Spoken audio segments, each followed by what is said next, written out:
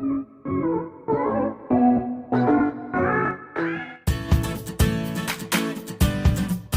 morning everybody. Assalamualaikum warahmatullahi wabarakatuh. Pada pertemuan kali ini, pelajar kita bahasa Inggris akan membahas tentang living opinion and agreement. Pada video kali ini kita akan membahas tentang materi tentang mengemukakan pendapat dan persetujuan. Bagaimana caranya? Apa isinya? Bagaimana cara kita mengemukakan pendapat? Let's check it out. Bahasa Inggris kelas 11 SMK Golden bersama Siti Saadatul Fajriyah. Silahkan disimak materi ini secara seksama.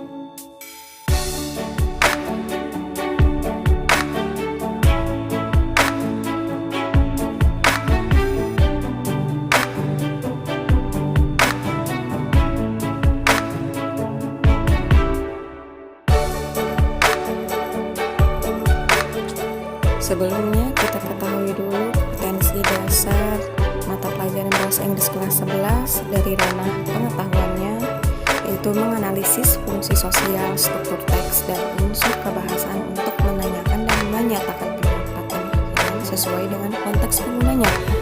Dari ranah keterampilannya, menyusun teks lisan dan tulis untuk menyatakan, menanyakan, dan merespon ungkapan menyatakan pendapat dan pikiran dengan memperhatikan fungsi sosial, struktur teks, dan unsur kebahasaan yang benar dan sesuai konteks. Opinion. An opinion is the way you feel or think about something. Our opinion about something or someone is based on our perspective.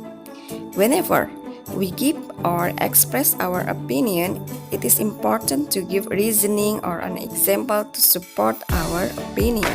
Jadi, pendapat adalah cara kita merasakan atau memikirkan sesuatu.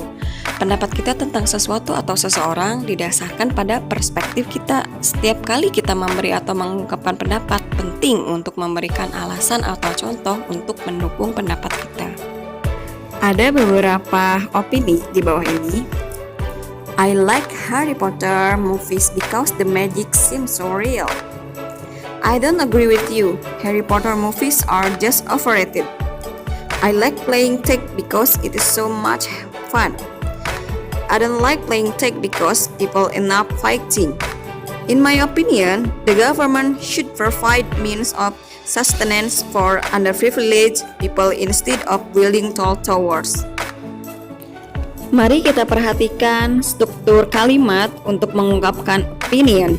Nah, di sini ada kolom subjek, verb, sama objek. Nah, di situ ada tuh contoh dari kalimat opinionnya.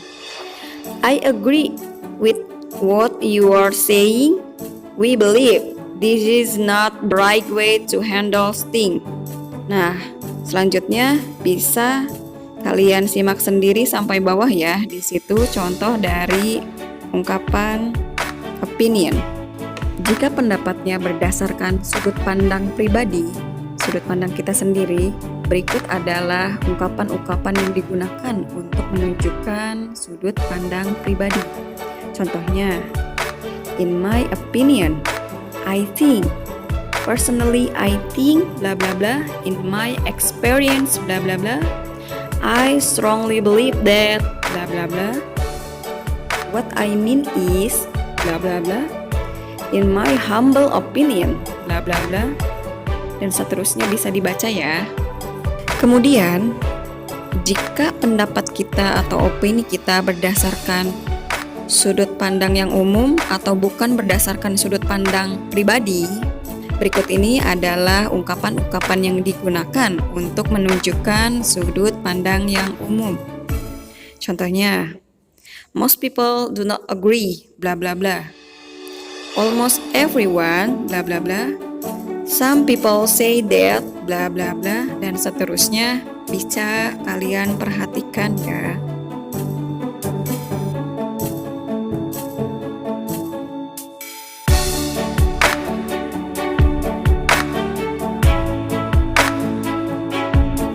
Berikutnya adalah contoh-contoh contoh dari opinions atau pendapat. Pertama, I reckon he might have been bullied in school. To be honest, I never thought that bullying was so prevalent in most schools. I believe bullying is totally an unacceptable practice in our school. I'm not convinced that the majority of the people are not aware of these issues. Selanjutnya, agreement. Jika seseorang menyatakan pendapat, kita bisa setuju atau tidak setuju dengan pendapat tersebut. Nah, yang pertama kita sekarang agreeing with an opinion, setuju dengan suatu pendapat.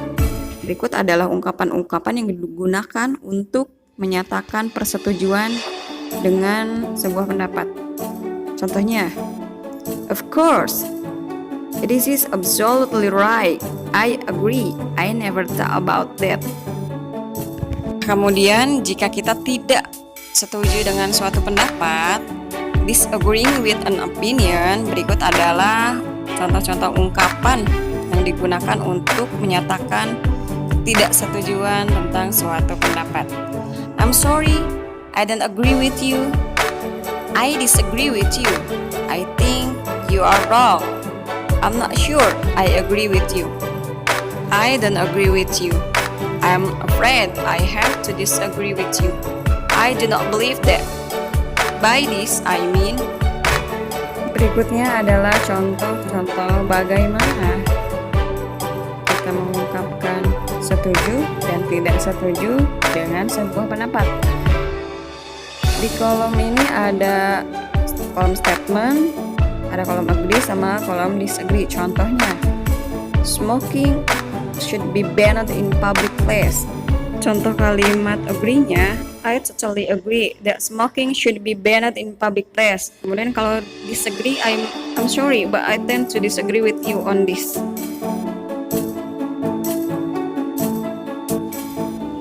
Terima kasih telah menyimak materi kali ini dengan seksama. Semoga kalian mudah memahaminya dan bisa mempraktekannya. Selamat bertemu kembali di video berikutnya. Tetap jaga kesehatan.